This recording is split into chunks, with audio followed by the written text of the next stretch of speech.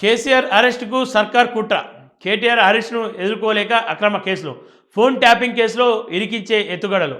BRS party నేతల పేర్లు చెప్పాలంటూ retired IPS Prabhakar రావుపై తీవ్ర ఒత్తిడి. మహిళా ఐఏఎస్కు మంత్రి వేధింపులు. బీఆర్ఎస్ ప్రధాన కార్యదర్శి ఆర్ఎస్ ప్రవీణ్ కుమార్ సార్ ఈ మాటలు మాట్లాడుతూ ఉంటే నాకు సిగ్గు అనిపిస్తూ ఉంటుంది. ఎందుకంటే ఆయన పూర్వ అభిమాని నేను. ప్రవీణ్ కుమార్ సార్ ఈ మాటలు మాట్లాడుతూ ఉంటే నిజంగా సిగ్గు అనిపిస్తుంది. మిస్టర్ కేసీఆర్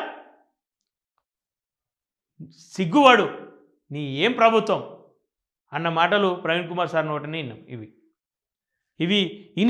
ఇవి డబుల్ బెడ్రూమ్లా, సిగ్గుందా కేసీఆర్ అని చెప్పేసి ఆర్ఎస్ ప్రవీణ్ కుమార్ సార్ అన్నాడు.